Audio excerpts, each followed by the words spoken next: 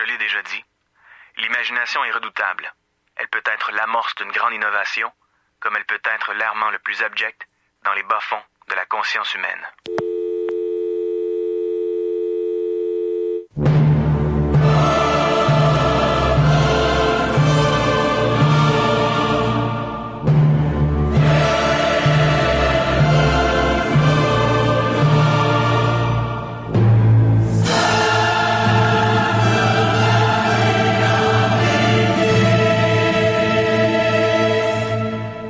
Cinq, 4, 3, 2, 1.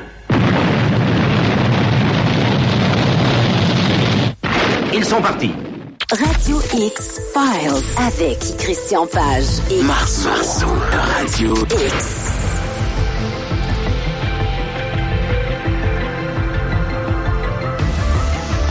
Bonsoir. Bienvenue à cette émission de Radio X-Files sur les ondes de Choix 98.1 Radio X. Merci d'être là. Cher Christian, comment vas-tu? Ça va très bien, et toi? Ça va très bien. J'ai une question très précise à te poser. Vas-y. C'est quoi la différence entre un astronaute et un cosmonaute? En fait, c'est le pays d'origine. Les Américains, ce sont des astronautes. Les Soviétiques et les Russes, ce sont des cosmonautes. On a eu les taïkonautes, qui étaient les Chinois. Donc, tu vois, c'est le pays d'origine qui détermine l'appellation. Oui, tu m'agaces un peu. Tes connaissances m'agacent. Pourquoi je te parle de ça? Parce que tu es au courant qu'il y a eu un petit incident cette semaine avec une capsule Soyouz. Donc, oui. On a envoyé un astronaute et un cosmonaute sur la station spatiale internationale. Et malheureusement, le lancement s'est pas passé comme on le pensait. Et les astronautes, en fait, l'astronaute et le cosmonaute voyageaient à près de 7563 km/h et tout d'un coup, la capsule... Elle s'est détachée et elle a recommencé à descendre. Et ces deux personnes-là ont subi une pression de 6 G, ce qui est donc 6 fois le poids de la personne. C'est bien ça? Oui, c'est ça. Et ils n'ont pas perdu connaissance. Ben, tu sais que pendant une très courte période de temps, là, de l'ordre de la seconde, là, des pilotes de chasse, par exemple, ont des combinaisons qui, bien sûr, vont maintenir le sang. Là. Donc, ça se gonfle, ça maintient les membres pour garder le sang au maximum dans les organes vitaux, le cerveau. Et lorsqu'on a des accélérations de l'ordre de 3 ou 4 G, les pilotes, pendant 1, 2, quelques secondes, peuvent supporter cette accélération. Mais évidemment, au-delà, c'est la perte de conscience. Dans le cas des astronautes, bien évidemment, ce sont des gens qui sont entraînés pour ce genre d'accélération, mais ça dure que de l'ordre de quelques secondes. Tu sais que cette histoire de Soyouz, la fusée porteuse à 2 minutes 45 secondes a perdu de la puissance dans l'un des moteurs, ce qui a entraîné une réaction en chaîne et l'éjection de la capsule Soyouz. Mais tu sais que ça, depuis 2 jours, ça alimente beaucoup les théories du complot. Ah oui? Et pour la simple raison que en août dernier, on a trouvé dans le vaisseau Soyouz qui est arrimé actuellement. En fait, il y avait 2 vaisseaux Soyouz d'arrimés à la station orbitale, l'ISS, la station orbitale internationale. Et en août dernier, à la fin du mois d'août dernier, on a trouvé dans l'une de ces capsules Soyouz un petit trou. En fait, c'est vraiment c'est minuscule. C'est à peine c'est la taille d'une perceuse, là, un trou qu'on aurait pu faire avec une perceuse, la mèche d'une perceuse. Là, ça a 2 mm, un truc comme ça. Et ça a entraîné une chute de pression. Alors là, on a enquêté, on a trouvé ce trou-là. Et le trou en question est visiblement un trou qui a été fait de manière délibérée. Alors, la question qu'on se pose, est-ce que c'est à l'usine de montage? Elle se trouve dans une partie du vaisseau Soyouz qui n'est pas...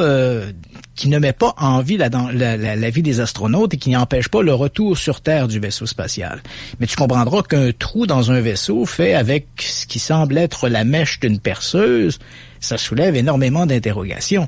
Alors, au départ, on a supposé que c'était peut-être au moment où il y a eu l'usinage de la capsule, le montage de la capsule, un employé aurait percé, un technicien aurait percé un trou et aurait essayé de colmater sa bévue en y plaçant une espèce de panneau à l'avant ou quelque chose du genre.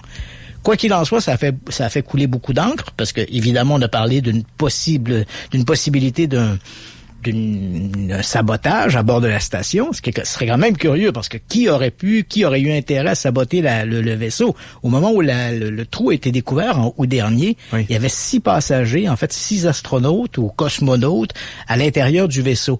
Il y avait, de mémoire, je crois, il y avait 3 Américains, 2 Russes et 1 Allemand.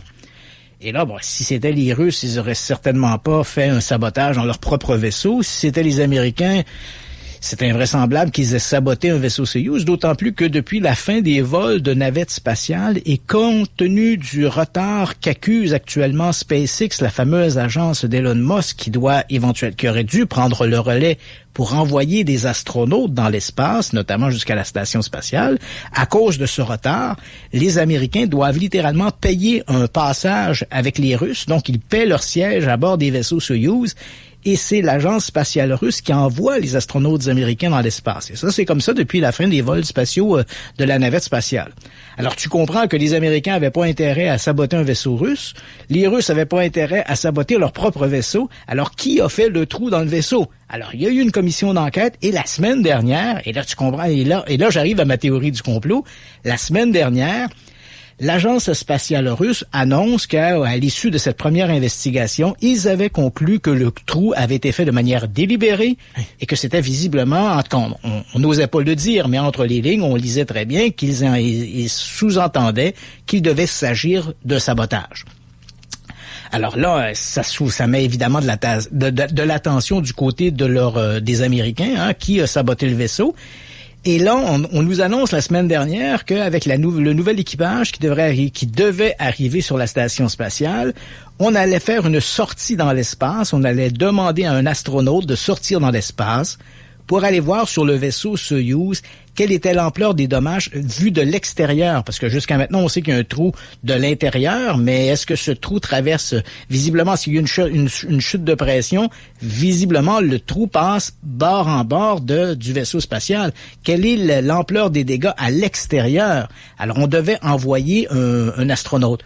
Or, crois-le ou non, dans la feuille de charge, l'astronaute qui avait été chargé d'inspecter le vaisseau Soyouz, c'est Alexei Ovchinin, et c'est celui-là qui était dans le vaisseau hier, qui a fait défaut et qui a dû rentrer sur Terre. Donc, c'est quand même curieux. Tu vois, les amateurs de théorie du complot sont incroyables pour trouver des coïncidences. Et là, la coïncidence, elle est forte. L'astronaute qui doit inspecter le trou dans le vaisseau Soyouz, actuellement arrimé à la station spatiale, c'est celui-là même qui quitte le sol hier depuis le centre spatial de Baïkonour et qui doit revenir sur Terre d'urgence parce qu'il y a une défaillance dans le vaisseau spatial. Alors, inutile de dire que ça fait fantasmer les théoriciens du complot. Est-ce que tu crois au hasard? Oh oui, dans ce cas-là, je suis persuadé qu'il s'agit d'un hasard. Bref, pour les auditeurs, si vous voulez voir l'incident de la fusée Soyouz, je vous l'ai mis. C'est un lien YouTube, donc je vous l'ai mis sur notre page Facebook Radio X-Files. Et tout au long de l'émission, quand Christian nous donne l'information concernant certains dossiers, j'alimente ça au fur et à mesure. Sinon, ce sera après l'émission. On va essayer de le faire le plus rapidement possible. Sujet du jour, ce soir, on parle du vampirisme médical, c'est ça?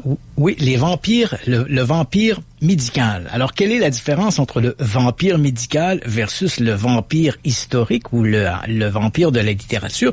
Je pense que les auditeurs sont tous assez familiers avec le personnage, notamment de Dracula, un personnage qui est inspiré à partir d'un roman qui a été publié à la fin du 19e siècle, en 1897 de mémoire, par Bram Stoker. C'est un auteur britannique d'origine irlandaise et il écrit donc son roman Dracula qui est publié en 1897.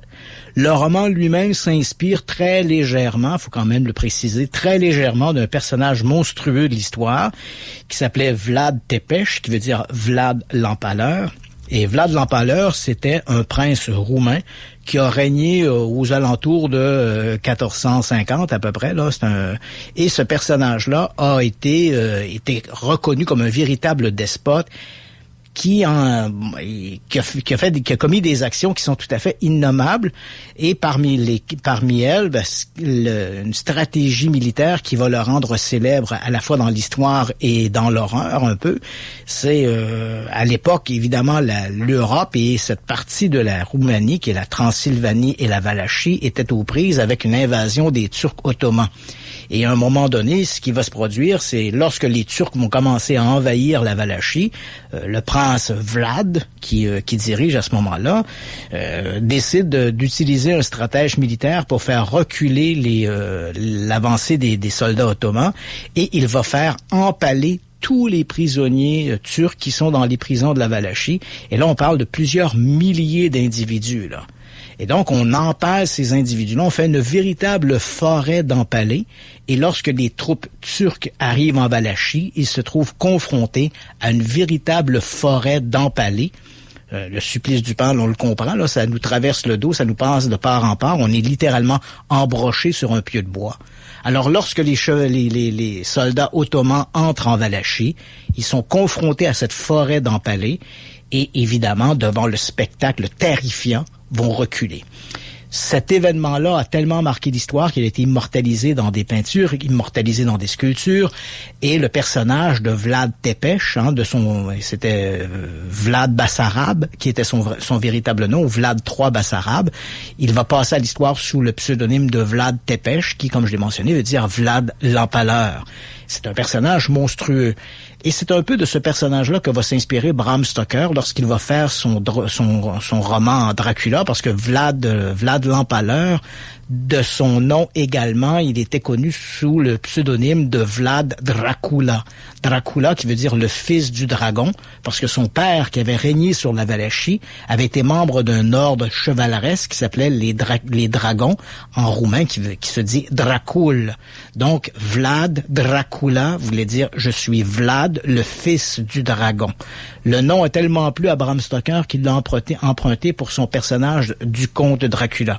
Donc, l'histoire du personnage de Dracula et, avec lui, bien sûr, les vampires contemporains apparaissent à la fin du 19e siècle. C'est assez curieux parce que le roman de Bram Stoker ne sera pas immédiatement un succès de librairie.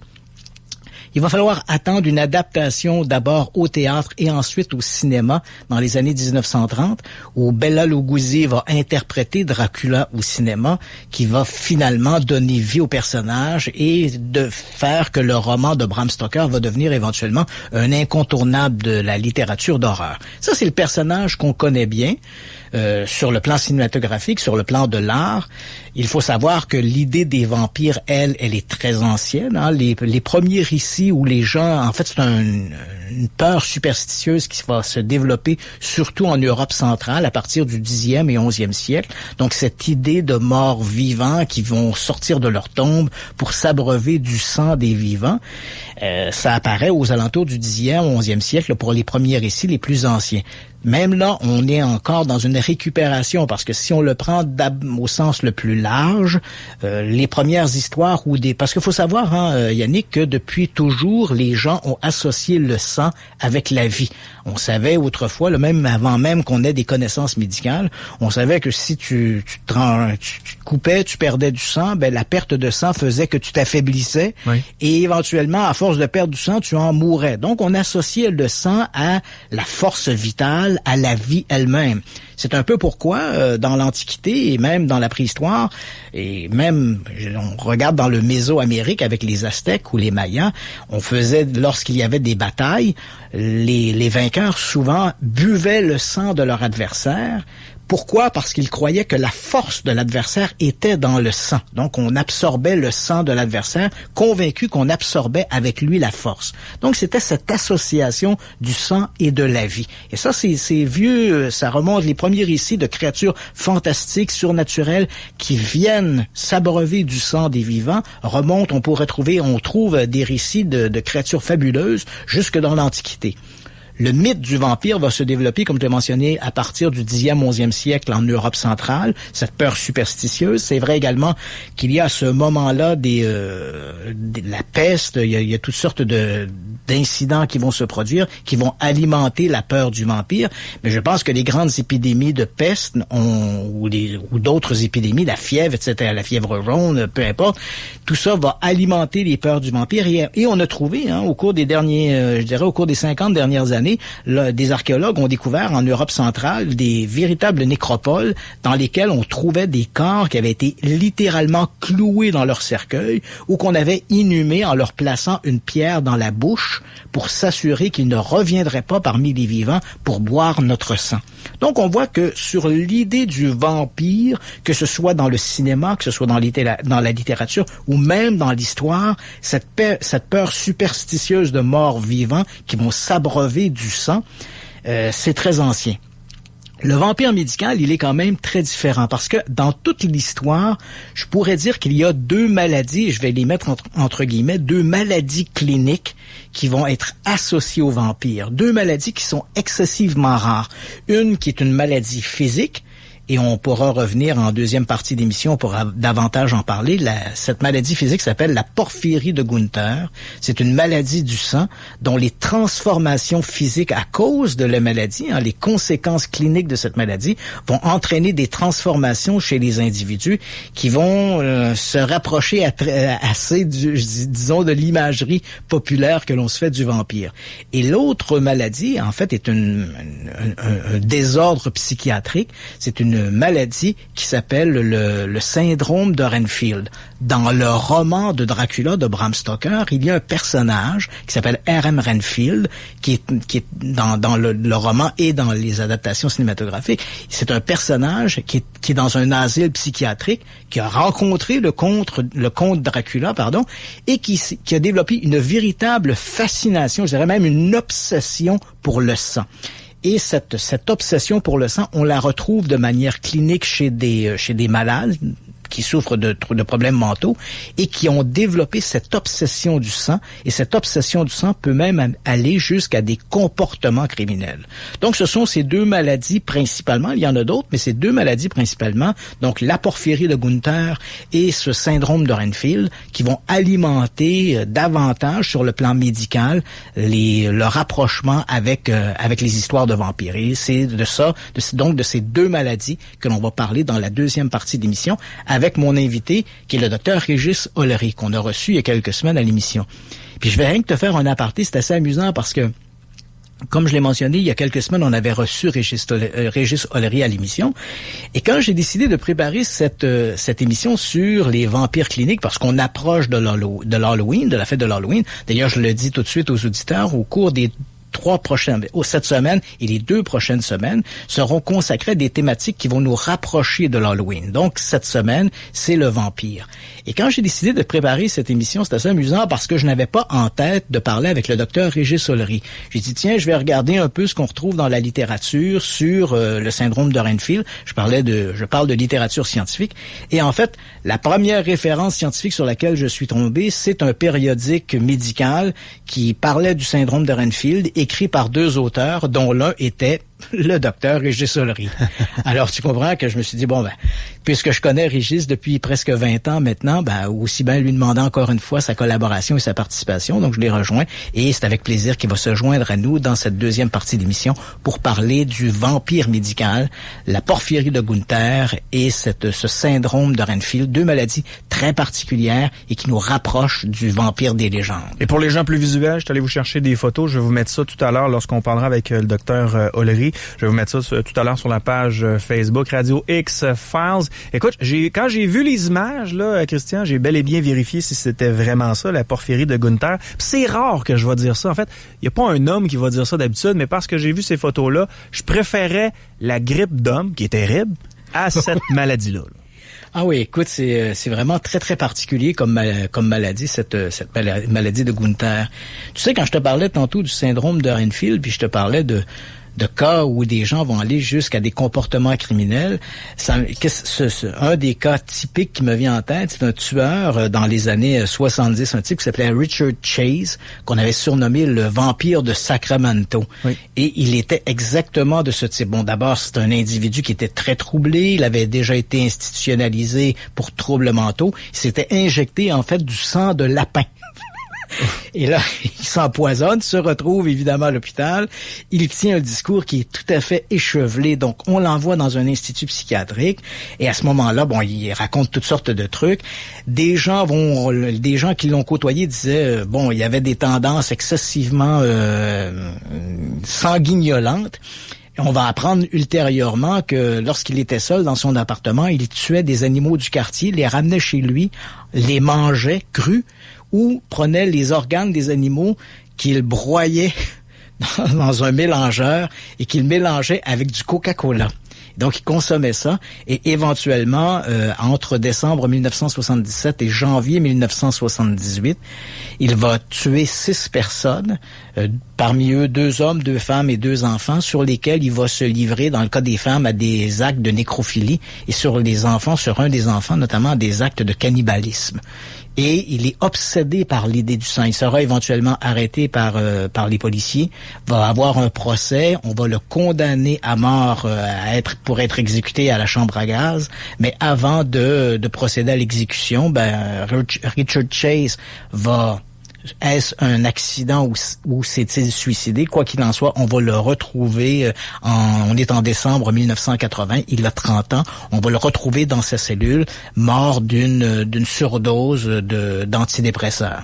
Donc, c'est la fin du vampire de Sacramento, mais durant les procès et durant les évaluations psychiatriques, les médecins avaient conclu que Richard Chase souffrait justement, à ce moment-là, on l'avait pas encore qualifié de syndrome de Renfield, mais cette obsession du sang avait quand même été identifiée par les médecins et Richard Chase souffrait de ce désordre mental, cette obsession pour le sang, le syndrome de Renfield. Quand j'entends ces histoires-là, Christian, je peux pas m'empêcher de penser aux voisins de cet homme-là qui ont peut-être perdu leur minou, puis ils se demandaient, mais il est où, petit minou? Et après enquête, on s'aperçoit que le petit minou a été consommé avec du coke.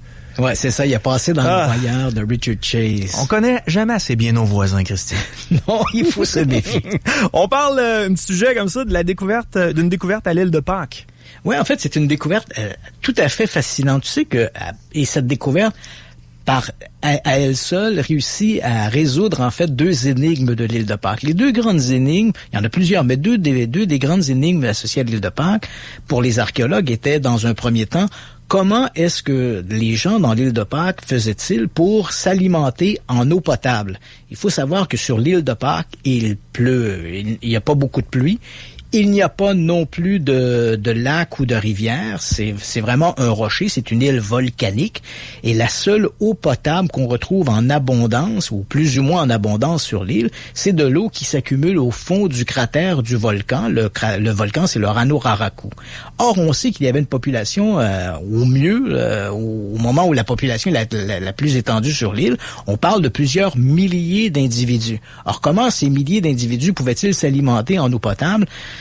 Ça posait un problème pour les historiens. Et le deuxième problème, on sait que l'île de Pâques, dès que j'évoque ce nom-là, île de Pâques, les auditeurs ont en tête des images où on voit ces gigantesques statues que les gens locaux appellent les moai. Donc ces statues, elles sont au nombre d'à peu près 600 dans l'île. Elles sont toutes réparties sur le pourtour de l'île à certains endroits très précis. Et évidemment, les historiens, les archéologues se demandaient pourquoi ces lieux précis. Pourquoi est-ce que les Rapa Nui, c'est le nom de ces Pasquans, de ces habitants de l'île de Pâques, pourquoi les Rapa Nui ont-ils choisi ces lieux très précis pour ériger leur gigantesque statue, leur fameux moai? Alors voilà qu'une équipe de chercheurs de l'université de Binghamton, dans l'État de New York, ont fait une découverte tout à fait surprenante. En prenant des échantillons d'eau sur le pourtour de l'île, ils ont découvert qu'à certains endroits très précis, le ressac de la mer sur la pierre volcanique entraînait un mécanisme naturel de désalinisation de l'eau. Hein? Or, si l'eau se désalinise de cette manière-là, perd son sel, elle devient potable. Alors, les scientifiques ont compris que c'était les Rapa Nui avaient découvert ce mécanisme et allaient donc puiser leur eau directement dans la mer avec ce ressac. Donc, on avait de l'eau de surface qui était beaucoup moins saline que l'eau de mer et on pouvait la consommer. Et étonnamment, on a remarqué que les endroits où cette eau devenait perdait son sel, si je puis dire, c'était justement les endroits où les Rapa Nui avaient érigé leurs fameuses statues les fameuses statues de l'île de Pâques. C'était donc pour les historiens la lumière se fait jour, si je puis dire, c'est que on érigeait les statues ou les statues ont été érigées aux endroits où dans la mer il y avait moins de sel, donc c'était un peu des repères géographiques qui permettaient aux habitants de l'île d'aller puiser de l'eau là où les statues étaient alignées. Très intéressant. Christian? Oui. Je t'envoie au cinéma en fin de semaine. OK. Tu veux-tu? Tu veux m'envoyer voir le premier homme sur la Lune, non? Le premier homme, donc le drame biographique de Neil Armstrong. Écoute, je suis partant. Oui. Puis tu vas nous parler de ça la semaine prochaine. Oui, c'est un film, j'ai lu les critiques d'ailleurs, ouais. On le pressent déjà pour être en lice pour les prochains Oscars. Et je pense qu'il était temps que l'on qu'on adapte au cinéma la vie de cet homme. En fait, tu sais que Neil Armstrong, c'est pas, ses collègues disaient Neil Armstrong, c'est pas un homme, c'est un surhomme. Oui. Hein, il va rejoindre le programme, le programme spatial durant les vols Gemini.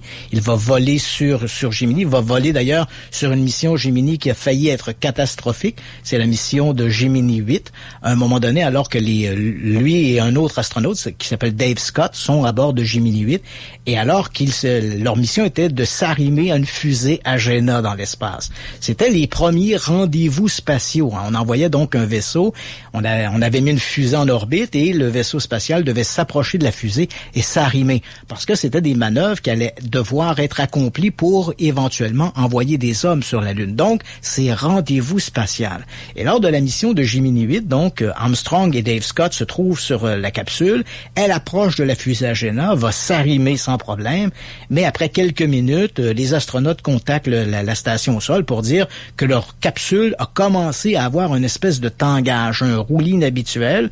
Alors la NASA leur dit désarrimez-vous de la fusée Agena, ce qu'ils font, ce qui ne fait qu'ajouter en fait au mouvement de roulis, parce que une des fusées d'appoint, une des fusées qui se trouve sur le nez de la capsule Agena, la capsule Gemini, qu'on appelle une fusée vernier, est restée ouverte. Et là, ça entraîne la capsule se met à tourner comme une toupie.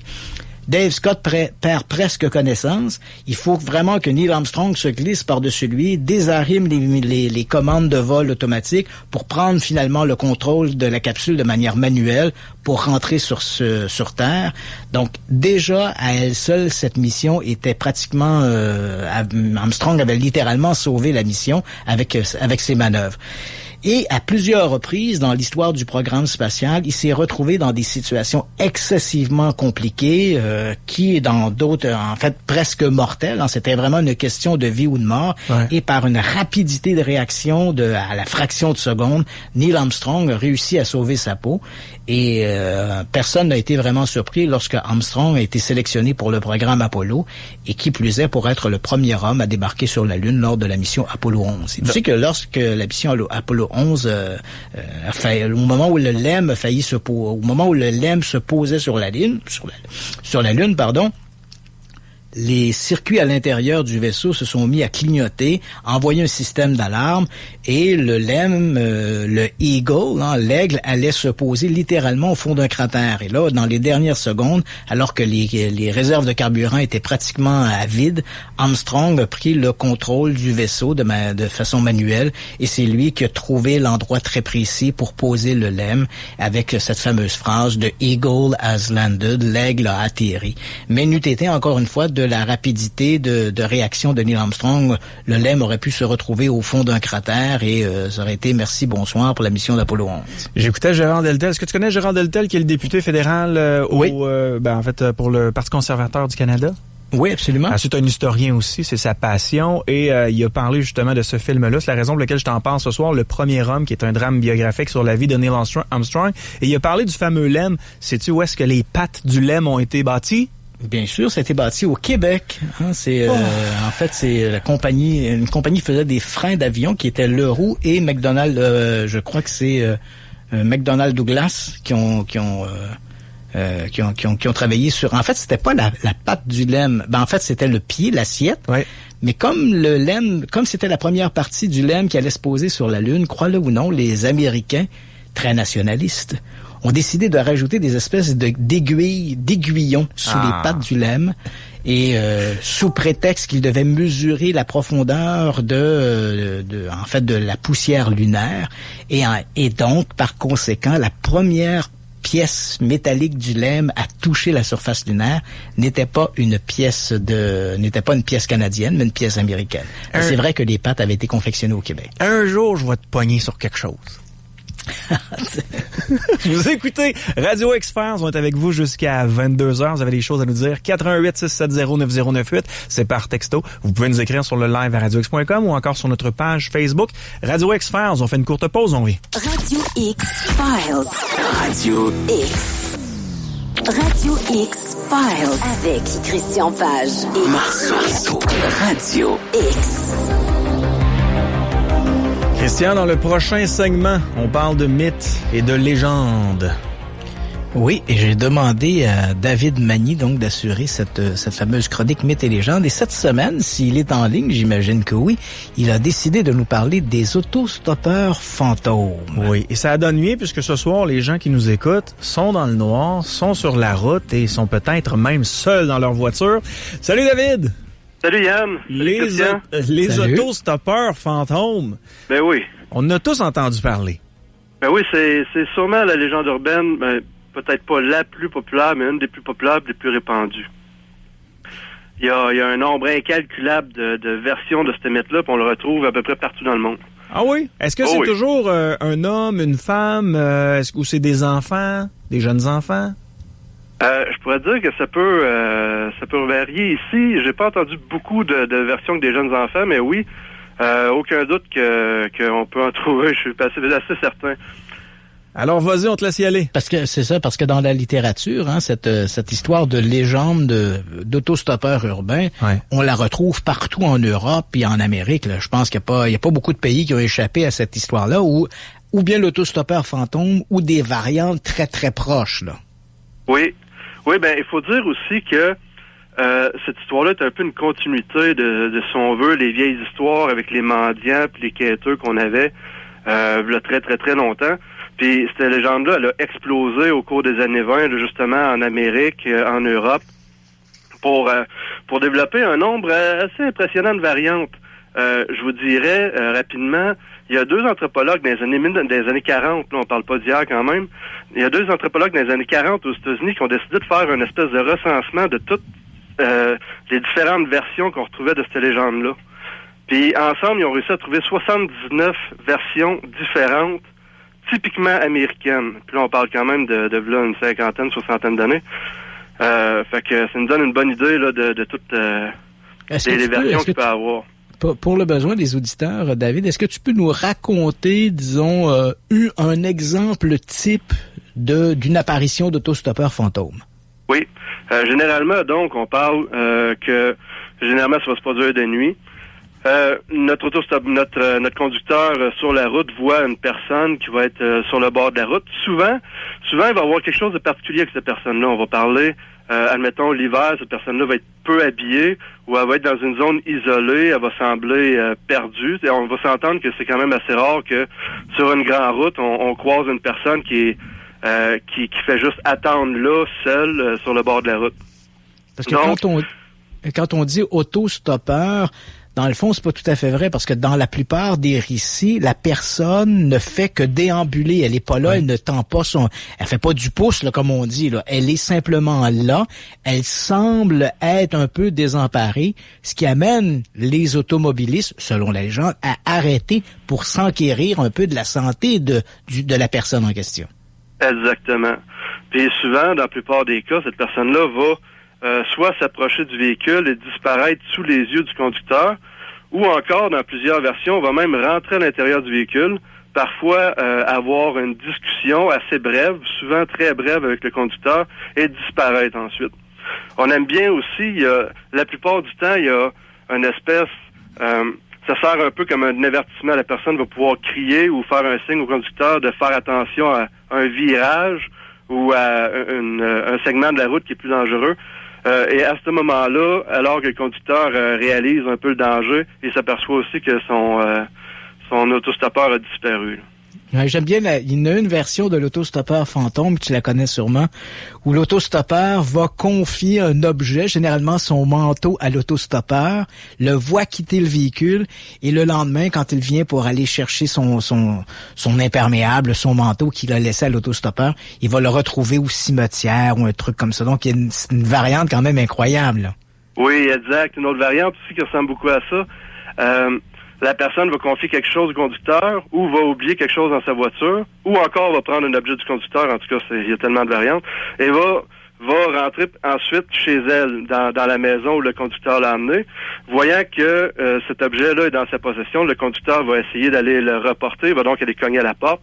Puis là, généralement, on va apprendre que c'est la date anniversaire du décès de la fille, de la madame qui habite là. Puis le conducteur va prendre connaissance, dans le fond, de la tragédie. Là. Okay. David, est-ce que il y a eu plusieurs automobilistes qui ont rapporté le même ou la même autostoppeur fantôme? Oui, ben il y a des cas.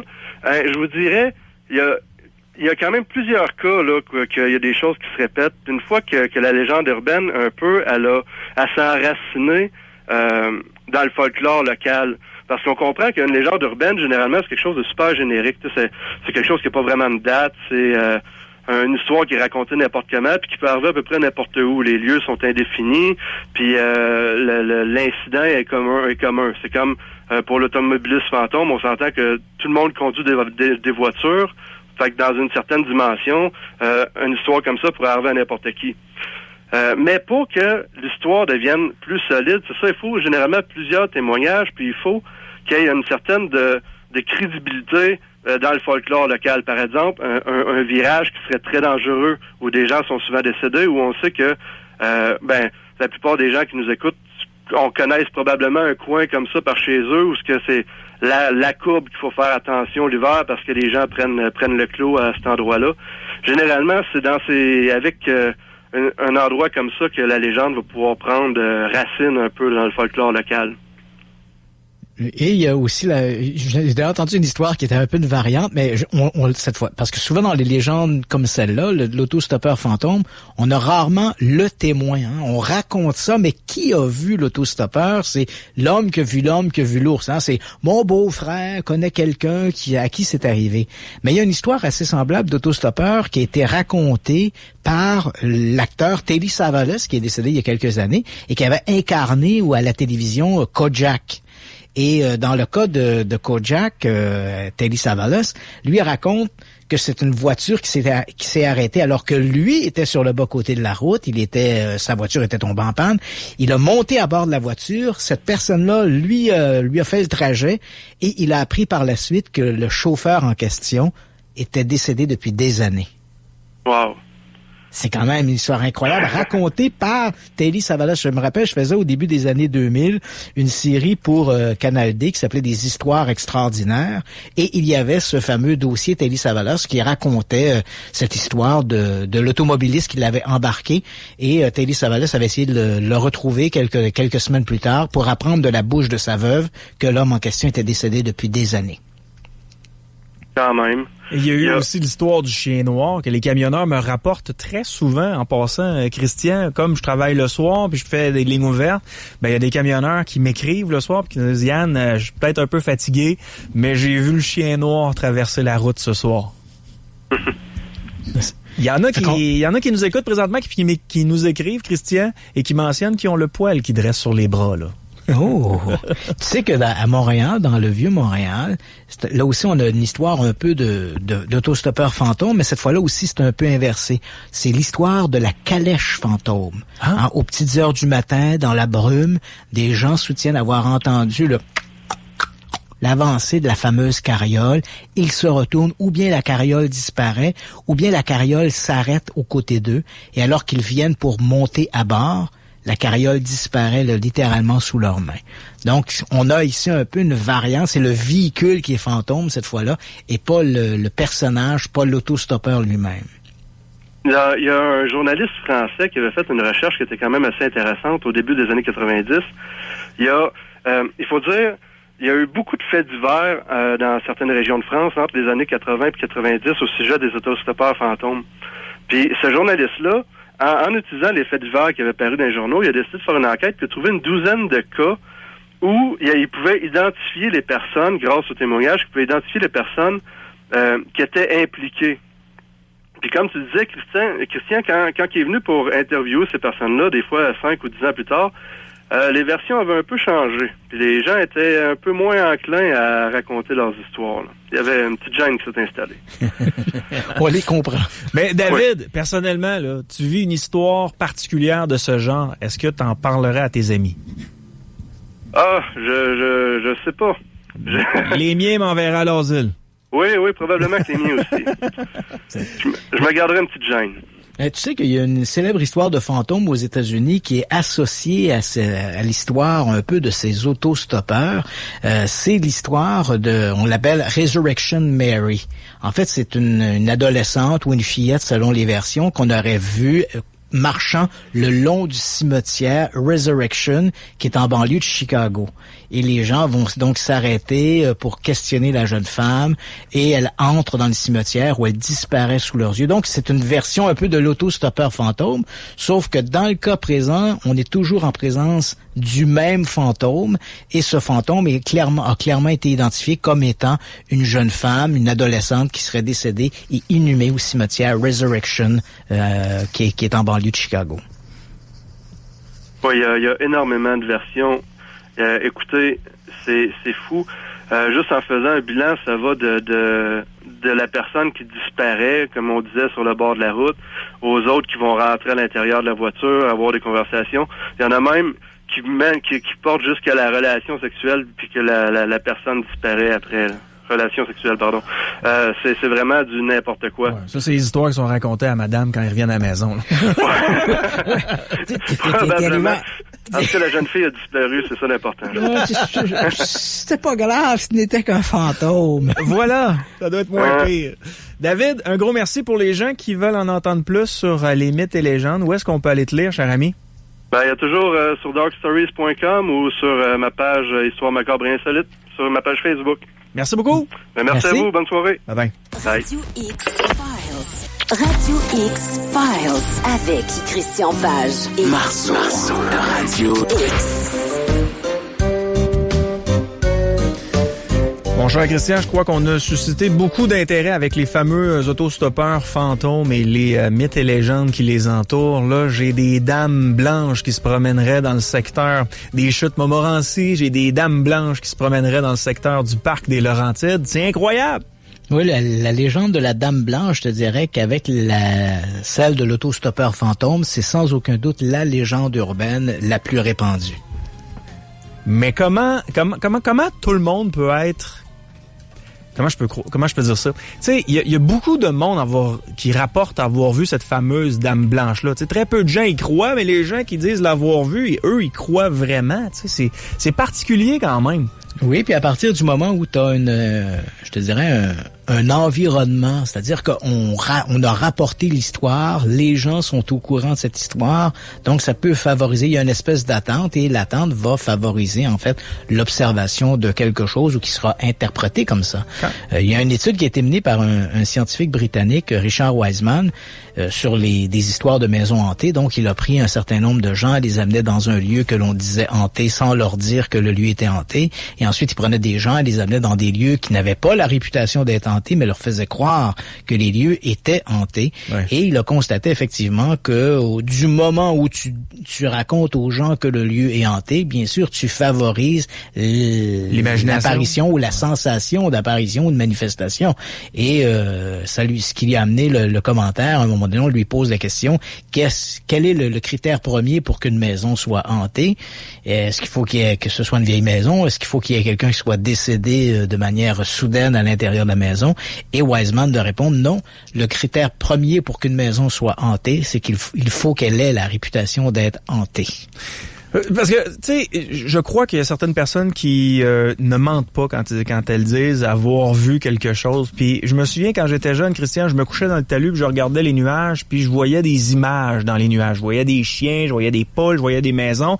Ça s'appelle de la pareidolie. C'est bien ça? Exactement. Est-ce que ça peut être la même chose quand on est sur la route, dans le noir, ou encore quand on est aux abords des chutes Montmorency, puis on regarde un peu là à la noirceur, puis avec l'humidité que ça crée? Est-ce que ça peut être une sorte de pareidolie, donc on s'imagine qu'il y a quelque chose? C'est sûr que ce mécanisme de la pareidolie est l'un des mécanismes dont il faut tenir compte le plus souvent. Et c'est vrai pour les effets visuels, mais c'est vrai également pour les effets sonores. Hein? Lorsque, par exemple, des chasseurs de fantômes se retrouvent dans des lieux et enregistrent toutes sortes de bruits de fond, et lorsqu'ils sont de retour chez eux, écoutent ça, et là, ils ont l'impression d'entendre des mots ou des voix. C'est vrai que notre cerveau n'aime pas tout ce qui devient un peu abstrait, et autant quand ce sont des images que quand ce sont des sons, et notre cerveau essaie de trouver des éléments là-dedans qui font sens, et en essayant de faire, en s'engageant dans cette mécanique, peut nous amener à voir des images qui ne sont pas tout à fait le reflet de la réalité, ou entendre des sons qui ne sont pas non plus le reflet de la réalité. Ce sont des mécanismes bien connus en psychologie populaire, ce mécanisme de la pareidolie. Il faut s'en méfier dès qu'on aborde des créatures surnaturelles ou des phénomènes paranormaux. J'ai aimé ton commentaire quand tu dis les gens ne mentent pas, et ça, c'est tout à fait vrai. Moi, ça fait 42 ans que je suis impliqué dans ce milieu de l'extraordinaire, du fantastique, et je te dirais que je peux compter sur les doigts de mes deux mains les gens qui, au cours de ces 40 dernières années, ont essayé de me tromper volontairement. Donc, la plupart des gens, 99,9% des gens, lorsqu'ils racontent une histoire, ils y croient. Ils sont persuadés qu'ils ont vécu un événement de nature extraordinaire, qu'ils ont vu des fantômes, qu'ils ont vu des ovnis, ou qu'ils ont perçu des présences. Ces gens-là ne mentent pas. Ces gens-là, donc la meilleure approche que l'on doit avoir en tant qu'enquêteur, c'est l'écoute bienveillante. Les gens vivent des expériences qu'ils croient, à tort ou à raison, mais qu'ils croient être de nature surnaturelle, et ils nous les racontent. Et l'approche, bien sûr, c'est les gens ont des choses à raconter, écoutons ce qu'ils ont à dire, mais ensuite, il faut bien sûr appliquer une espèce de doute systématique et mener une enquête de fond pour s'assurer que ces gens-là n'ont pas été abusés par leur sens. Et je te dirais, quand je dis abusés par leur sens, c'est d'autant plus vrai que depuis les 15 ou 20 dernières années, les avancements que l'on a eus dans le domaine des neurosciences nous montrent au quotidien que notre cerveau est une extraordinaire machine à créer des illusions. Passons à la chronique film maintenant. Oui, chronique film, et cette semaine, Jason Paré a décidé de nous parler d'un événement en fait historique dans l'univers du fantastique et de l'extraordinaire, l'expérience de Philadelphie. Salut Jason! Hey, là, moi je vais vendre ma voiture, c'est fini, vos histoires d'affaires là. Et oui, je vais vous parler de Philadelphia Experiment, qui a été retitré en France de Philadelphia Experiment. Et, oui, on voit que les Français avaient beaucoup d'imagination pour ça. En effet, et nous, c'est ça, l'expérience de Philadelphie. C'est un film qui a été produit en 1984 et qui a été réalisé par Stewart Raffill. Pour ceux qui ne le connaissent pas, c'est lui, entre autres, qui a fait Mac et moi, hein, une espèce de pseudo-E.T. là, qui est sorti en 88. Absolument. Écoute, Jason, je t'interromps juste avant de poursuivre. J'ai préparé un petit extrait de la bande-annonce du film de 1983-84, l'expérience de Philadelphie. On écoute ça, puis on se reparle après. Parfait. It was October 1943. The United States government authorized an experiment that would render its ships undetectable by radar. The experiment took place on a ship in Philadelphia Harbor. Generators activated, sir. For 41 years, the government denied it ever happened. I don't believe this. The Eldridge has vanished. Of course she has. She's radar invisible. No, sir. She's really vanished. But one ship did disappear, and two of the crew suddenly find themselves in the present. Maybe all this isn't real. You tell me this is my imagination? Michael Pare. Somehow we got moved in time. Nancy Allen. What sort of experiment is it? Is it some kind of secret thing? Is that it? The Philadelphia Experiment. They opened a hole in time, and it stayed open. Good God, there it is. Now the government needs the one man who can stop the experiment. The Philadelphia Experiment. Donc, Jason, parle-nous de cette fameuse expérience de Philadelphie, un film de 1983. Oui, c'est ça, 84 en fait, je pense. Mais comme vous avez entendu dans la bande-annonce, ça dit Michael Paré. Donc, il n'y a aucun lien de parenté, là, mais oui, c'est avec... Et Nancy Allen, qui jouait dans Robocop, entre autres. Oui, ben pour dire en passant que le script a été écrit au départ par John Carpenter, celui qui a fait, entre autres, Halloween. Il était censé le réaliser juste après son film Fog. Puis finalement, il y a d'autres personnes qui ont passé par-dessus, qui l'ont réécrit, et il s'est retrouvé comme simple consultant créatif et crédité comme producteur au générique. Donc, l'histoire raconte, en fait, les aventures d'un matelot qui est justement interprété par Michael Paré. Et ce dernier est projeté de 1943 à 1984 lors d'une expérience militaire qui tourne mal. Et oui, le nom de cette expérience est Philadelphia Experiment. Voilà. Alors, l'expérience de Philadelphie, qu'on désigne parfois sous le nom de Project Rainbow, donc projet arc-en-ciel, c'est une prétendue expérience militaire américaine qui aurait eu lieu dans les chantiers navals de Philadelphie aux alentours du 23 octobre 1943. L'objectif aurait été de rendre invisible, soit complètement ou du moins au radar, le destroyer américain USS Eldridge. Puis l'expérience en question aurait été effectuée par un certain docteur Franklin Reynaud. C'était censé démontrer l'existence de la distorsion spatio-temporelle, parce que dans cette légende, mais en fait c'est ça, c'est que le vaisseau, le bateau aurait complètement disparu, et selon un certain Alfred Bielek, il aurait été rendu invisible et téléporté aller-retour entre Philadelphie et Norfolk en Virginie. Oui. Il faut l'avouer, les preuves sont plutôt faibles pour appuyer cette histoire-là. Oui, mais effectivement, je vais venir à ceux qui sont les deux témoins, que ce soit Alfred Bielek ou un autre qui s'appelle Carl Allen, alias Carlos Allende, qui d'ailleurs a été popularisé, en fait son témoignage a été popularisé par un spécialiste des histoires paranormales qui s'appelle Maurice Ketchum Jessup. C'est ça, dans les deux cas, effectivement, les témoignages ont été pas mal démolis de diverses manières. Il y a des fois aussi, leurs témoignages changent d'une fois à l'autre. Alors, effectivement, ça a manqué un peu de... C'est pas super fiable, mais il y a quand même des affaires super intéressantes qui racontent comme que l'expérience serait mal déroulée, que certains membres de l'équipage seraient devenus fous, invisibles, ou même partiellement fusionnés avec le bateau lors de la dématérialisation de ce dernier. D'ailleurs, l'idée des gens fusionnés avec la coque se retrouve dans le film. Ça fait une scène très, très, très efficace, merci. Puis bref, la mauvaise tournure de cette expérience aurait convaincu la marine d'abandonner le projet. Voilà. Donc... effectivement, il n'y a pas beaucoup de preuves tout autour de ça. Il y a une version plus réaliste qui existe. C'est vrai que l'expérience de Philadelphie, c'est un peu un incontournable. Dès qu'on commence à s'intéresser aux phénomènes étranges, mystérieux, je pense que l'expérience de Philadelphie est devenue occupe une telle place que on peut pas passer aux côtés. Et comme tu l'as mentionné, effectivement, les recherches ont plutôt déboulonné les histoires, que ce soit celles de Carl Allen ou Carlos Allende ou encore Alfred Bielek.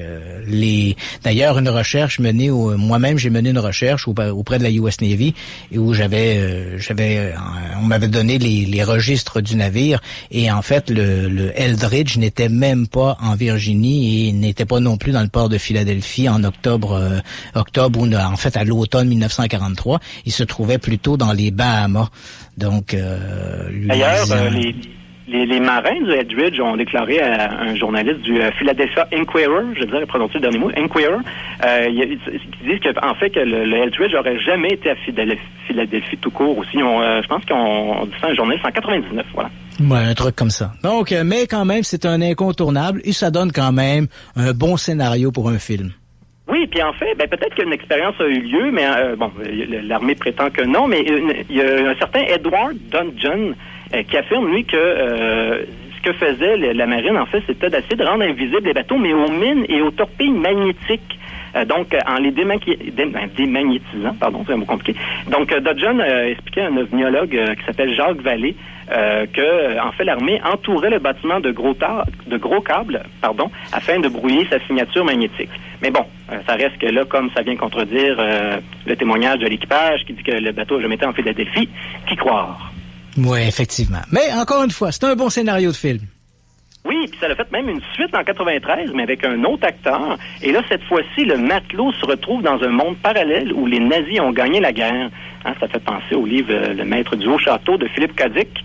Et il y a eu un remake qui est sorti par la suite en 2012. Évidemment, X-Files n'a pas pu s'en empêcher de s'en inspirer, d'en faire référence dans l'épisode 19 de la saison 2, hein, pour ceux qui voudraient regarder précisément cet épisode. Et il y a même un film, je ne sais pas si vous vous rappelez, de Nimitz, Retour vers l'enfer, ou en anglais de Final Countdown, où, en fait, c'est comme le scénario inverse. C'est un bateau, un destroyer des années 80 qui se retrouve en 41, mais là, cette fois-ci, quelques jours avant l'attaque de Pearl Harbor. Alors voilà, grosse question morale, est-ce qu'on empêche l'attaque ou pas, au risque de créer un paradoxe temporel? Absolument. Jason? Oui. Tu fais attention au train fantôme derrière toi? Oui. Un gros merci pour la chronique de ce soir et on invite les gens sur ton site web horreur.québec. Horreur.québec, c'est bien ça? Exact. Merci beaucoup. Bonne soirée. Jason Paré. Très intéressant, très intéressant. Puis c'est curieux, hein? C'est le fun de savoir la différence entre ce qu'on a vu dans le film puis la réalité. Puis je pense que Jason l'explique très bien. Oui, mais ça peut décevoir, mais c'est pas toujours vrai, les films. Non, les films, il faut se rappeler que le réalisateur du film, son objectif premier n'est pas de vous informer, parce que dans ce cas-là, il ferait un documentaire. Donc, le réalisateur du film, son but premier, c'est de vous divertir. Et pour ce faire, il n'hésite pas parfois à contourner la réalité pour créer des scénarios plus divertissants. On fait une courte pause, on vient. Radio X-Files. On embarque plein pied dans le sujet de la soirée. Et si vous êtes dans votre voiture présentement, posez-vous la question. Est-ce que les vampires existent? Christian? Oui, les vampires. Écoute, on a parlé en début d'émission du vampire historique et le vampire littéraire, parce que la superstition du vampire ou de créatures surnaturelles qui viennent s'abreuver de notre sang, on est capable de retrouver des références à ça jusque dans l'Antiquité. La superstition du vampire telle qu'on le connaît, donc la version achevée, je dirais, du vampire, va apparaître en Europe centrale vers le 10e, 11e siècle, et elle va se peaufiner jusqu'à devenir cette version littéraire que l'on connaît, qui sera surtout rendue célèbre par le personnage de Dracula, ce roman publié en 1897 par Bram Stoker, un auteur britannique d'origine irlandaise, mais il faut encore attendre les adaptations à la fois au théâtre et au cinéma au tournant des années 30 pour que le personnage entre littéralement dans les mœurs et dans la culture populaire. Dans l'histoire de ce Dracula, dans le roman de Bram Stoker, il y a un personnage, R.M. Renfield, qui se trouve dans un asile psychiatrique, et ce personnage a développé un étrange comportement, une étrange relation avec le sang. Il est obsédé par le sang. En fait, c'est un désordre psychologique qui fait qu'il a cette obsession après avoir rencontré le personnage de Dracula. Il a côtoyé le comte Dracula. Et aujourd'hui, le nom de Renfield, de ce R.M. Renfield, est associé dans le domaine de la psychiatrie à justement un désordre lié à cette obsession du sang qu'on appelle le syndrome de Renfield. C'est un trouble psychiatrique, et pour en parler avec nous de ce trouble, et ensuite on va aborder la question d'une problématique beaucoup plus clinique qui est la maladie de Gunther, mais commençons d'abord par ce syndrome de Renfield, un trouble psychiatrique, et pour en parler avec moi, j'ai demandé au docteur Régis Solery, qui a signé il y a quelques années dans le Journal of History of the Neuroscience, un périodique scientifique, il avait co-signé un article intitulé Renfield Syndrome, a Psychiatric Illness Drawn from Bram Stoker Dracula. Et le docteur Ollery est avec nous. Bonsoir, Régis. Bonsoir tout le monde. Docteur Ollery, je posais la question à Christian tout à l'heure puis aux auditeurs. Si on est dans notre voiture puis on se pose la question, est-ce que les vampires existent? Ou est-ce que les morts vivants existent? La réponse, c'est non. C'est une histoire racontée aux enfants. Mais vous êtes penché sur ces cas-là. Oui, parce que quand on se demande est-ce que quelque chose existe, la première démarche, c'est de définir ce quelque chose. Alors, le vampire a une pertinence mythologique, folklorique, cinématographique, littéraire, etc. Maintenant, est-ce qu'il y a un comportement pathologique qu'on pourrait appeler un comportement vampirique?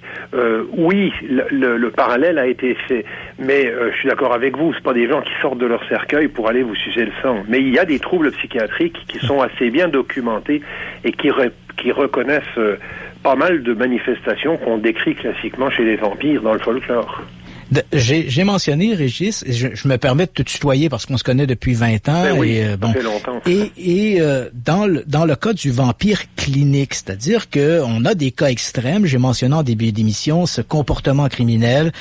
Cet Américain du nom de Richard Chase, qui à la fin des années 70 a commis une série de meurtres qui étaient accompagnés d'actes de nécrophilie et de cannibalisme. Et il avait été, c'est un individu qui souffrait d'importants problèmes psychiatriques. Il avait développé cette obsession du sang. Est-ce que tu peux nous décrire qu'est-ce que c'est ce syndrome de Renfield? Comment ça se manifeste? Et est-ce que le syndrome de Renfield est, de façon générale, associé à des comportements extrêmes, voire criminels? Alors, il y a dans cette maladie, disons-le tout de suite, tout le monde n'est pas d'accord quant à la définition. C'est encore un sujet mouvant. Mais on peut dire, si on parle de syndrome de Renfield, que il y a une chronologie de gravité dans les manifestations. La plupart du temps, il y a un point de départ dans l'histoire de la personne.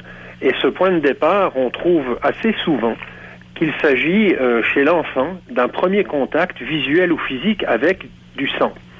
On s'est rendu compte dans des cas publiés de syndrome de Renfield que, par exemple, ce sont des enfants qui ont été voir un chien qui venait de se faire frapper sur la rue et qui allaient admirer en fait ce qu'il y avait là. Ou alors ce sont des enfants qui saignaient beaucoup du nez et qui donc ont été confrontés à ça. Ou alors des enfants dont les parents se battaient et il y avait du sang qui apparaissait également. Donc ça, c'est un point de départ qui n'aboutira pas toujours à la suite, mais c'est un point de départ qu'on retrouve souvent. Après ça, eh bien, il peut se produire, disons, 3 étapes. La première, c'est ce qu'on appelle l'auto-vampirisme. Ce sont des gens qui vont goûter leur propre sang. Ils vont s'ouvrir une veine pour sucer leur propre sang. Il y a des gens même, ça a été publié, c'est le cas d'un homme de 28 ans, qui se ponctionnait du sang au niveau du cou et se le réinjectait directement dans la bouche. Donc on parle là vraiment d'auto-vampirisme. Il arrive un moment, si la situation s'aggrave, le moment va obliger le patient à utiliser du sang d'une autre espèce que lui-même. Donc il va y avoir une étape numéro 2, c'est ce qu'on va appeler la zoophagie au sens strict, c'est-à-dire des gens qui vont, c'est ce qu'avait Richard Trenton Chase par exemple, par un temps, des gens qui vont massacrer des animaux pour boire leur sang. Et puis si le cas est vraiment complet, disons, eh bien il va y avoir un vampirisme authentique, c'est-à-dire que au lieu de s'en prendre au sang d'animaux, eh bien il va y avoir une volonté de boire du sang d'un individu, d'un humain, mais d'un autre humain. Alors qui peut se faire sous forme d'agression, qui se fait parfois sous forme d'un accord tacite. On sait très bien qu'il y a des échanges qui peuvent se faire comme cela. Ceci étant, les 3 étapes ne se réaliseront pas forcément. Quelqu'un peut, heureusement, disons-le, s'arrêter à une avant d'arriver à la suivante. Mais est-ce qu'on a dans les gens qui souffrent de tu as mentionné cet élément où les enfants vont remarquer, vont aller voir un animal qui s'est frappé, vont voir du sang, donc il y a ce contact-là avec le sang. Mais est-ce qu'en dehors de cette pathologie, disons, je mets ça entre guillemets, cette pathologie psychiatrique, est-ce que c'est accompagné de d'autres mots en ce sens? Est-ce que les gens qui vont développer un syndrome de Renfield sont des gens qui souffrent? Parce que si on prend par exemple le cas de Richard Chase, c'est un individu qui avait été aussi diagnostiqué comme étant paranoïaque et schizophrène. Donc, est-ce que ce sont d'autres mots qui accompagnent le syndrome de Renfield? En fait, le syndrome de Renfield serait-il un mal tentaculaire à d'autres dérèglements psychiatriques? D'après ce qu'on peut trouver dans les publications de journaux psychiatriques, parce qu'il y a quand même pas mal de cas qui sont publiés, il peut y avoir disons un syndrome de Renfield pur, c'est-à-dire quelqu'un à qui on ne trouve rien d'autre que les manifestations qui sont mentionnées telles quelles.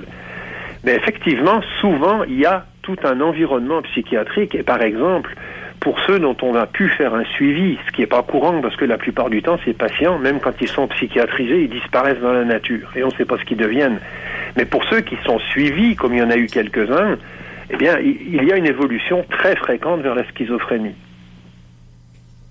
Dans le cas de, parce je dirais que la référence parfaite, c'est bien sûr le cas de Richard Chase, mais il faut savoir que dans d'autres, avec une évolution, disons, sociale, on a vu par exemple se développer dans les années 90 le mouvement gothique avec la sortie des romans d'Anne Rice.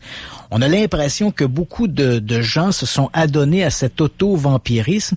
On se réunissait, on se coupait, on buvait son sang ou le sang d'autres de manière un peu, comme tu le mentionnais, avec un accord. Mais on n'est pas encore... Là, ça semble plus être une mode qu'être un problème psychiatrique. Oui, c'est sûr qu'il y a un peu cet aspect-là aussi qui, entre guillemets, ne pose pas un danger particulier parce que ça ne se fait que sous forme d'un jeu, dans un groupe qui est exprès fait pour ça. Je veux dire, on va pas s'attaquer à quelqu'un dans la rue, alors que si on parle de Chase, quand il avait un besoin de sang, le premier qu'il croisait, c'était malheureusement la fin. Donc c'est très différent. Il y a du jeu de Renfield, on pourrait dire, comme il y a toujours eu. Il y a un âge dans la vie, souvent l'adolescence, où on est attiré par toutes sortes de choses mystiques. Ça fait un peu partie quasiment de la normalité. Mais la normalité doit avoir ses bornes, évidemment. Quand on parle de pathologie vraie, les symptômes d'une vraie pathologie et non plus d'un jeu, les symptômes vont apparaître. Il y a eu un cas d'un patient qui, lorsqu'il était en manque de sang, avait les manifestations physiques de quelqu'un qui est en manque de sucre. C'est-à-dire qu'il se mettait à trembler, il transpirait, il devenait blanc, il avait les cheveux humides. Donc c'était vraiment un état de manque au sens physiologique du terme. Qu'est-ce qu'il y a derrière? On ne le sait pas, évidemment, parce que ce ne sont pas des cas très courants et très difficiles à évaluer. Là, on parle d'un dérèglement psychologique ou psychiatrique, mais il existe une autre maladie qui, elle, est beaucoup plus clinique, qui est associée aux vampires, qui est la porphyrie de Gunther. Là aussi, on n'est pas encore dans la maladie orpheline, mais c'est quand même un mal qui est excessivement rare. Oui, cette hypothèse hématologique, elle a été soulevée par un biochimiste de UBC à Vancouver dans les années 80-85, si je me souviens bien, qui s'appelait David Dolphin.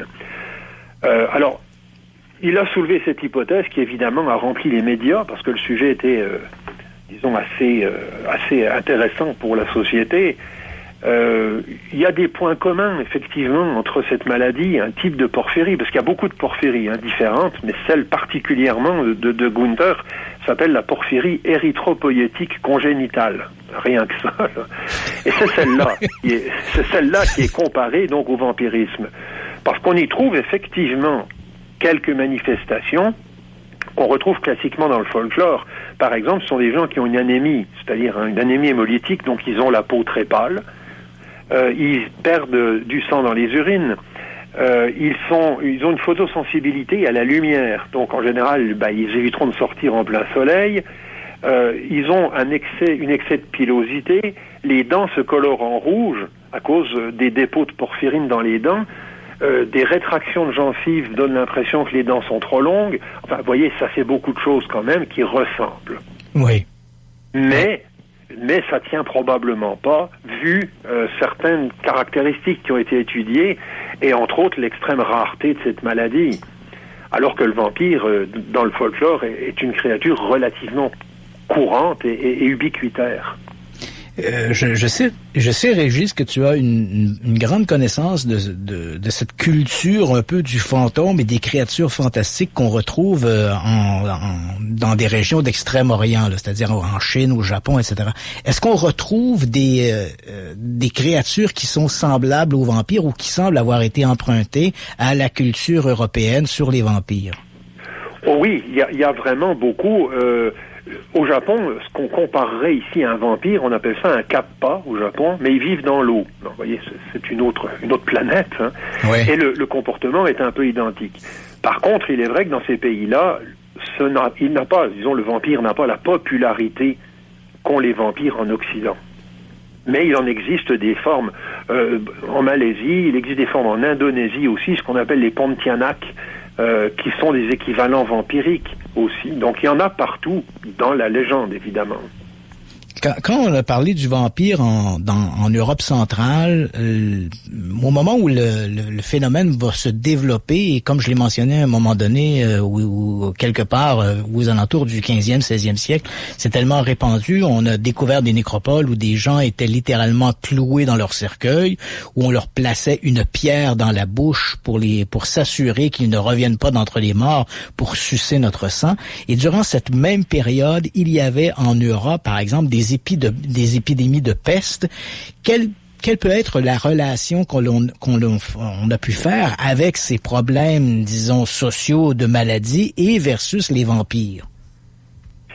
C'est vrai, c'est une question intéressante parce que si on peut pas considérer que la peste ressemble cliniquement à ce qu'on appelle un vampire, par contre, il y a un concept qui est relativement commun. Les gens qui étaient atteints de cette maladie n'osaient pas se montrer, donc sortaient davantage la nuit.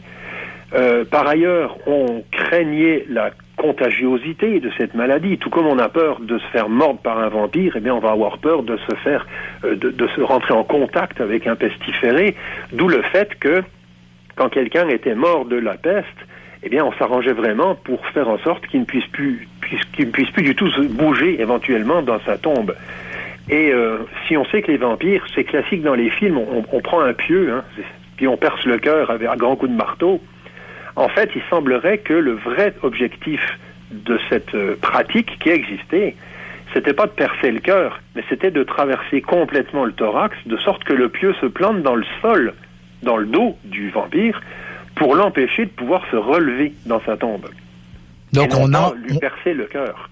Donc on empalait le clouer comme un papillon, vous savez, comme les entomologistes qui vont clouer un insecte pour le conserver. Donc on empalait le vampire. Oui, et le pieu était censé rentrer dans le sol au-delà du dos du vampire pour qu'on l'empêche de se remettre assis et de sortir de sa tombe.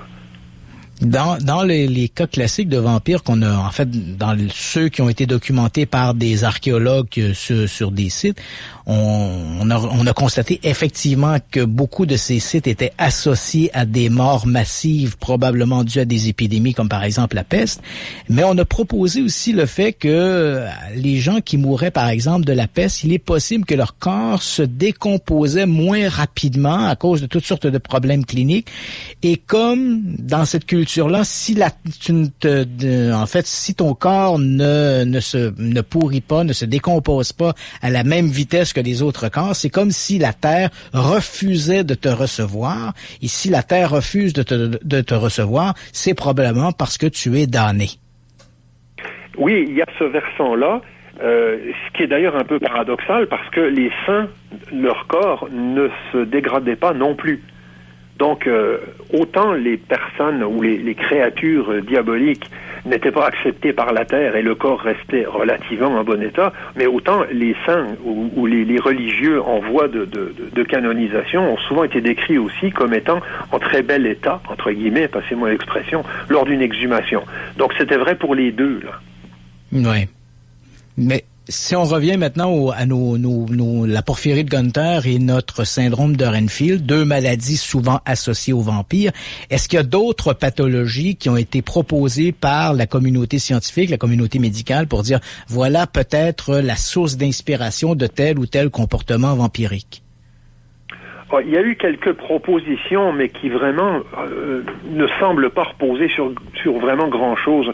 Il y a un médecin espagnol qui s'appelait Juan Gómez Alonso, dans les années 80, qui a fait une thèse sur le vampirisme, et selon lui, il y aurait un lien avec la rage. Mais disons que c'est pas convaincant du tout ce qu'il explique. D'autres possibilités, le fameux syndrome de Munchausen, mais qui est une maladie psychiatrique aussi.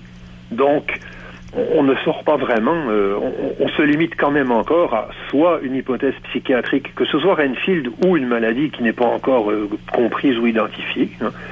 Et puis l'hypothèse hématologique, mais qui tient quand même très peu. On disait tout à l'heure que on peut dire très rare, cette maladie, là, la porphyrie. Il y a une vingtaine d'années, on a recensé que 200 cas dans l'histoire de la médecine. Il paraît ne pas être du tout en accord avec l'ubiquité du concept de vampire dans l'histoire. Docteur, Docteur Ulrich, j'ai une question d'un auditeur. Oui. Par rapport au syndrome de Renfield, est-ce que, parce que vous avez dit que c'était une maladie qui était psychiatrique, là, jusqu'à preuve du contraire. Vous savez, quand on dit qu'une maladie est psychiatrique, c'est parce qu'on ne sait pas ce qu'elle est. OK, c'est intéressant. Est-ce que quelqu'un qui était atteint du syndrome de Renfield, est-ce que ces personnes-là ont un besoin physique de s'abreuver de sang? Est-ce que si ils ne s'abreuvent pas de sang, ces personnes-là vont littéralement mourir?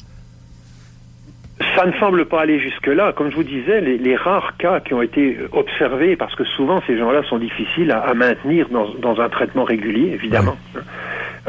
Mais il y a eu des cas où la personne, en état, entre guillemets, de manque, manifestait des symptômes quasiment d'hypoglycémie. Donc, comme je vous disais, avec une pâleur, des transpirations, les tremblements des mains, etc.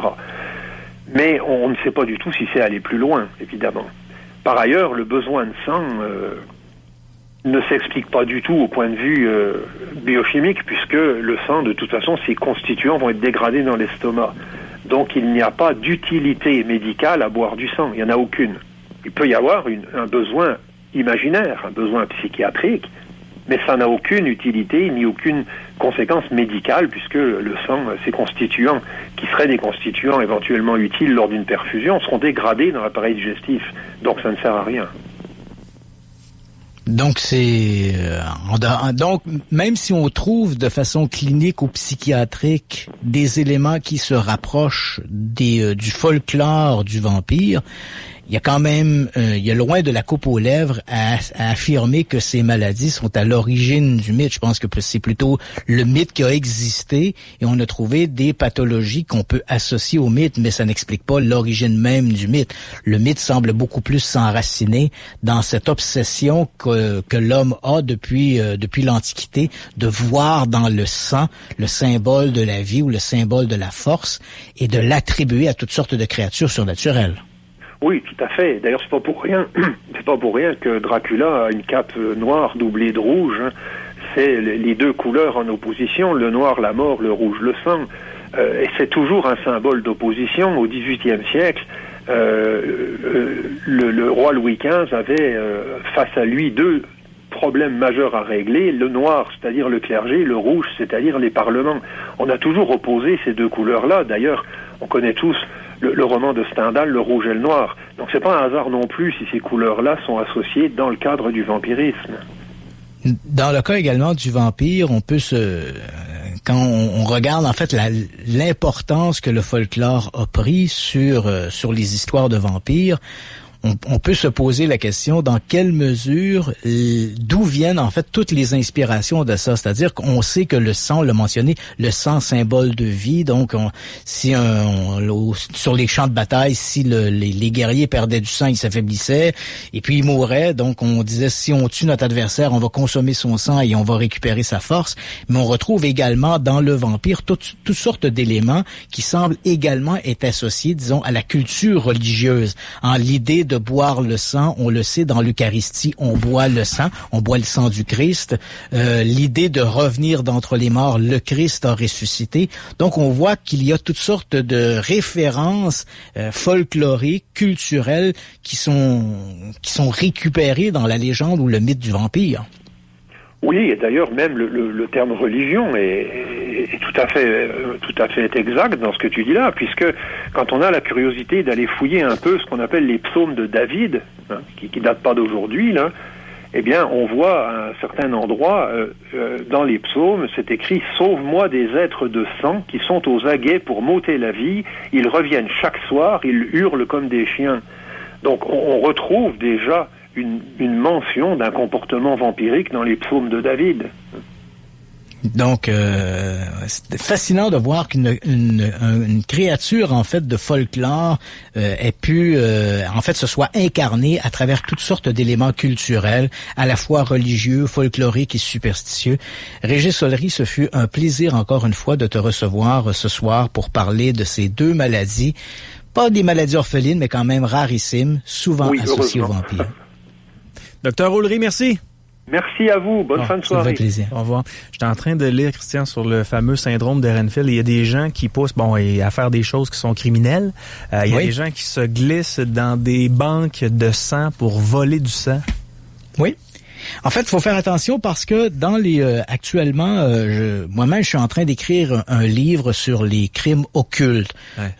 J'ai réalisé, j'étais l'architecte derrière une série qui a été présentée à Canal D qui s'appelait Les crimes occultes. C'est un sujet qui me fascine. Je suis en train d'écrire un ouvrage qui devrait sortir l'an prochain sur les crimes occultes. Et bien sûr, dans les crimes occultes, il y a ces crimes de vampires. Sauf qu'il faut faire attention parce que on a dans les cas extrêmes des gens qui sont atteints du syndrome de Renfield. On a mentionné à la fois moi et le docteur Ollery, on a mentionné le cas de Richard Chase, qui est sans aucun doute la référence. Cet assassin qui, à la fin des années 70, s'est livré à toutes sortes d'actes tout à fait incroyables. Là, j'ai mentionné l'histoire qu'il tuait des animaux, broyait les organes dans des mélangeurs, il les consommait avec son Coca-Cola, mais il s'est livré à bien d'autres choses, ce Richard Chase.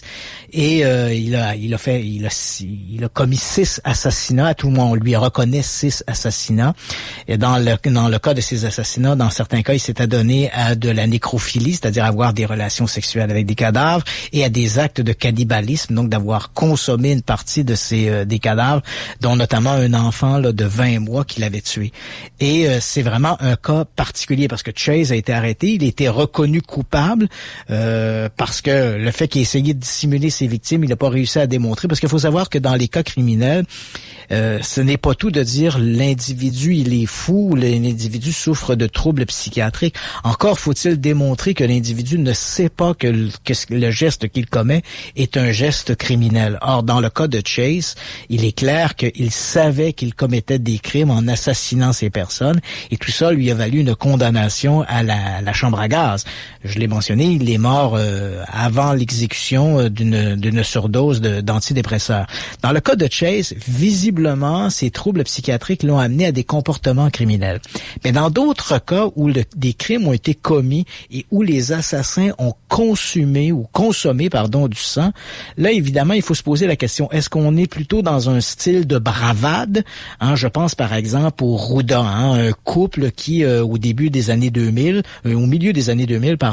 ont assassiné une tierce personne, donc une personne qui travaillait avec Daniel Rouda. Lui, il travaillait dans un garage d'automobile où il était il était chargé des pièces, et un de ses collègues, il l'a invité donc un soir, et lui et sa compagne, Manuela, l'ont assassiné et ont bu son sang. Ils ont été qualifiés par la presse allemande les vampires de Bochum, mais en réalité, dans le cas de Manuela et de Daniel Rouda, qu'on avait appelé les Drac Rouda, on avait un jeu de mots avec Dracula, les Drac Rouda, tous les deux ont été condamnés à de lourdes peines de prison.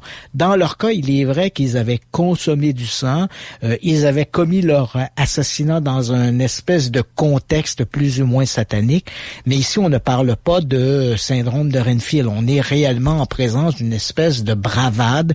Donc, on va pousser l'horreur du crime à commettre l'impardonnable, ce qui est tabou, c'est-à-dire boire le sang de sa victime. Donc, vraiment, on va à l'extrême. C'est pas la seule fois que ça a été fait. Il y a d'autres causes ou d'autres cas criminels où les tueurs, les criminels ont bu le sang de leurs victimes. Mais encore là, on est loin du syndrome de Renfield, comme c'était le cas avec Richard Chase, où là, on était réellement en présence d'un individu qui souffrait de troubles psychiatriques et qui avait développé cette obsession du sang. Bon, j'invite les gens sur la page Facebook Radio X-Files, qui est notre page Facebook à nous. On parlait tout à l'heure de la porphyrie de Günther. Je vous l'ai mis en image.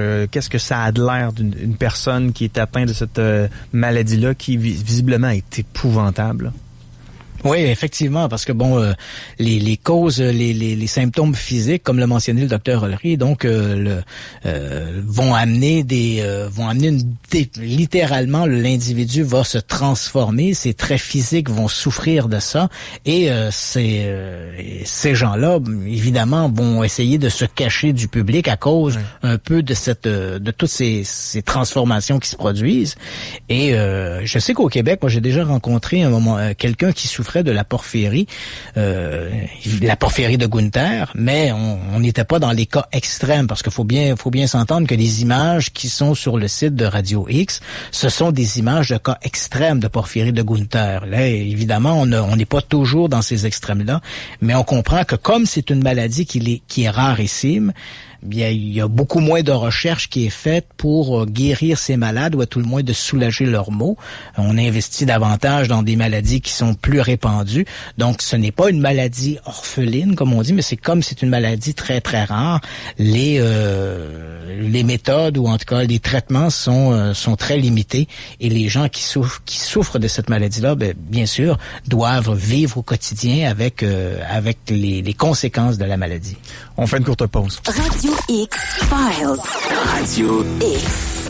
Christian, on est rendu maintenant à la période de questions. Donc, les auditeurs, tout au long de la soirée, nous ont posé quelques questions. J'ai fait le tri. Et cette semaine, il y a une question qui est revenue très souvent. C'est où est-ce qu'on peut avoir toutes les émissions de Radio X-Files? C'est assez facile, je vais vous le dire. Allez sur la page Facebook Radio X-Files et je mets les émissions là depuis le tout début. Vous allez toutes les trouver là. Bon. C'est simple, hein? Dis de même, c'est vraiment très simple. Oui, ou sinon, allez sur le www.radiox.com. Vous avez dans la section là, Mars au soir, Radio X-Files, et puis vous allez avoir toutes les émissions que vous désirez. Il y a des gens qui les accumulent, c'est ce que j'ai compris. Des gens qui se ramassent avec un 6 heures de Radio X-Files, puis ils écoutent ça durant de longs voyages. C'est le fun, ça. Oui, absolument. On me demande, comme tu as une approche journalistique, comme tu es un journaliste enquêteur, tu rencontres souvent des gens particuliers. Tu as eu une longue carrière. Tu es encore très jeune, mais tu as eu une longue carrière. J'ai commencé très, très jeune, c'est ça. Quel est le personnage qui t'a le plus mystifié après l'avoir rencontré? Le plus mystifié? Oui, dans le sens où tu t'es dit, wow, là, je viens de rencontrer quelqu'un de pas ordinaire. Ça peut être, je sais pas moi, un tueur en série. Ça peut être quelqu'un qui a vécu des choses qui s'expliquent mal. Moi, je te dirais que la rencontre la plus impressionnante que j'ai eue, c'est assez amusant, là. C'est un scientifique, c'est un astrophysicien américain d'origine japonaise qui s'appelle Michio Kaku. Et écoute, j'avais été littéralement assommé par cette rencontre-là. Donc je me retrouve, lui il enseigne à l'université de New York, je me rends là, il nous accueille dans le hall. Là, c'est un des plus grands astrophysiciens au monde. Là. Il nous accueille dans le hall, bonhomme très sympathique. Écoute, c'est juste, il transportait pas nos valises. Ici, on est arrivé une équipe de télé, il ramasse du matériel. Est-ce que je peux vous aider? Bon, tu vois le genre de bonhomme excessivement sympathique. Ouais. On arrive dans un local pour faire l'entrevue. Et là, pendant 2 heures, j'étais littéralement accroché aux lèvres de ce bonhomme-là qui me racontait l'univers comme je l'avais jamais vu. C'est une des rencontres qui m'ont le plus marqué, je te dirais. Dans ce cas-là, pour le bien, dans le plus mal, je dirais j'ai fait une série qui s'appelait Les enfants assassins. Ouais. Parce que j'ai repris les mots de l'auditeur, parce que mystifier, c'est pas le bon mot, là, mais impressionner puis laisser froid dans le dos. Donc, les enfants assassins, d'après moi, ça doit être ça qu'il voulait dire. Voilà. Dans le cas des enfants assassins, donc, j'en ai rencontré de ces jeunes qui avaient commis des crimes et qui te racontaient ces crimes-là avec un aplomb qui était déconcertant. Mais je te dirais que la rencontre que j'ai fait la plus troublante, c'était 2 adolescentes qui avaient assassiné une vieille dame pour voler sa voiture. Elles ont été arrêtées, elles ont été condamnées à de lourdes peines. On parle d'adolescentes qui avaient 13-14 ans à l'époque. L'une d'entre elles, on a appris durant le procès que l'une d'entre elles, depuis son enfance, avait été, entre guillemets, puis là, bon, faut s'accrocher, avait été le jouet sexuel de son père. Son père avait été arrêté, accusé de gestes incestueux. Il avait fait d'ailleurs 2 ans de prison pour ça. Et quand j'ai rencontré le bonhomme en question, parce que bon, on fait les entrevues, je réussis à avoir une entrevue avec le père en question. Lorsque j'arrive chez le bonhomme, il nous reçoit, il habite une caravane, c'est vraiment très vétuste, c'est très misérable. J'arrive sur place, le bonhomme nous accueille, il est torse nu en jean. On est aux États-Unis. Il a littéralement un revolver dans la ceinture de son pantalon. Il nous accueille, on s'assoit, je commence à lui parler et là je lui pose à un moment donné comme question. Tu dois avoir choisi tes questions.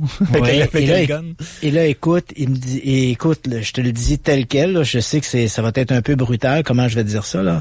Mais je lui pose la question, je dis, vous savez, votre fille, 12-13 ans, commet un geste, elle a un lourd passé criminel. Avant ça, c'était des petits larcins, c'était pas des meurtres, mais c'était des petits larcins. Et je lui pose la question, je dis, comme on sait, c'était pas un secret, là, il lui-même avait été condamné à 2 ans de prison pour geste incestueux. Il avait reconnu sa culpabilité. Je lui pose la question, est-ce que vous croyez que ces gestes déplacés ont pu influencer les comportements de votre fille? Et la réponse, évidemment, n'importe quel psychologue, psychiatre te diront bien sûr. Alors, j'attendais pour voir sa réaction. Le type reste tout à fait froid et il me regarde et là, on voit le comportement ou l'attitude du pédophile, si je peux dire. Il me regarde et me dit pas du tout. Il dit c'est elle qui en redemandait. Donc, bon, devant une situation comme celle-là, je dis au caméraman, je dis, bon, je pense qu'on a fait, comme le type, comme je t'ai mentionné, on a un revolver dans sa ceinture. Je dis, bon, écoute, je pense qu'on a fait le tour de la question. Merci, bonsoir. On a récupéré notre matériel et ça s'est arrêté là. Ça, c'est un individu dont j'ai gardé un souvenir et qui est plutôt désagréable. Dans la même foulée, là, un peu différent, je me retrouve on est en train de tourner la série sur les crimes occultes et je couvrais un incident qui était les éventreurs de Chicago. Et je me retrouve dans le bureau du procureur et le procureur, à un moment donné, me dit est-ce que vous voulez voir les photos des scènes de crime? J'en avais vu beaucoup de photos de scènes de crime, mais celle-là était particulièrement choquante. J'avoue que je suis resté pendant plusieurs jours à voir les images de ça. Et dans un autre cas, toujours dans ces séries de crimes, je trouve ça difficile là, parce que je me dis les policiers qui travaillent, qui sont sur le terrain, voient ces choses-là. Oui. Moi, je les vois en photo et eux le voient pour de vrai. C'est choquant. Je me rappelle dans un autre cas, et je vais passer rapidement sur les détails parce que c'est trop horrible, mais c'est un enfant qui avait été assassiné dans le cadre des tueurs d'enfants, là, les enfants assassins. Elle avait été tuée par un adolescent, agressé, molesté. Et à un moment donné, le procureur, il nous sort à un moment donné les photos de la scène de crime. Écoute, j'étais avec un caméraman qui lui-même a un jeune garçon à la maison qui a à peu près l'âge de la petite fille de la victime. Et là, le procureur nous sort toutes les photographies de la scène de crime. Je lui demande si je peux avoir une copie des photos pour mes dossiers. Il me répond, je ne peux pas, mais si vous voulez, je les mets là et vous pouvez les filmer. Les photos étaient si choquantes que le caméraman a refusé de les tourner. Le caméraman m'a dit, écoute Christian, moi j'ai un enfant, là, je suis pas capable de voir ça. Ouais. J'ai moi-même pris la caméra et j'ai tourné ces images-là parce que lui trouvait ça trop choquant. Quand on fait des tournages comme ça, on trouve des trucs qui nous glacent le sang et c'est dans le cas présent, c'est pas des fantômes, c'est pas des phénomènes surnaturels, ce sont des crimes épouvantables, d'une monstruosité là innommable. Parce que dans bien des cas, lorsque l'on parle, dans le cas des enfants assassins, évidemment, c'est l'âge des tueurs qui est choquant et l'âge des victimes, parce que souvent les enfants tuent d'autres enfants. Et dans les crimes occultes, c'est l'absence de motivation et évidemment la quête de l'horreur. Hein. Dans les crimes occultes, la motivation est souvent excessivement ténue. On comprend pas trop. Tu dis, OK, le type a tué son voisin parce qu'il voulait avoir la vie mortelle. Je me rappelle une histoire que j'ai couverte. Un adolescent qui avait 16 ou 17 ans est rentré chez une vieille dame. Écoute, je prends une minute pour te raconter ça. Le jeune est obsédé par les histoires de vampires. On va retrouver ça dans mon bouquin. Le type et le jeune, c'est une histoire que j'ai couverte. J'étais sur place. Là. Le jeune est obsédé par les histoires de vampires. Et avec ça, il se dit, qu'est-ce que ça serait si moi, je tuais quelqu'un et je buvais son sang? Alors, il livre les journaux. Il choisit une vieille dame qu'il sait qu'elle vit seule. Et à un moment donné, donc, un matin, il s'en va là, entre par effraction dans la maison. façon. La vieille dame, elle est assise au salon, elle regarde la télé et il va prendre un couteau de cuisine, va la poignarder à plusieurs reprises. Et là, je te passe les détails, mais il va récupérer son sang, il va enlever le cœur de la poitrine de la dame. Et là, tu te dis, la seule motivation, le crime est monstrueux. Il n'y a pas d'autre mot pour le dire, monstrueux. D'ailleurs, le jeune sera retrouvé parce que, crois-le ou non, il a laissé les empreintes de ses lèvres sur le bord d'une assiette. Il a pris le sang dans l'assiette, il l'a bu et les empreintes de ses lèvres sont restées sur l'assiette. Christian, et ça va être... Oui.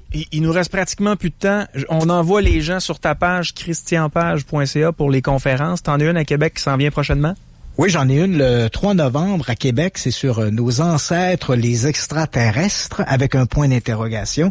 Donc, toutes les informations pour mes conférences sont disponibles sur la page, le www, dis-je, christianpage.ca. Sinon, à Montréal, le 20 octobre. Oui, absolument. Un gros merci. Je te souhaite de passer un très beau week-end. Puis on se rejase vendredi prochain pour une autre émission de Radio X-Files. Parfait. Salut. Bonne soirée à tout le monde. Bye bye. Ciao.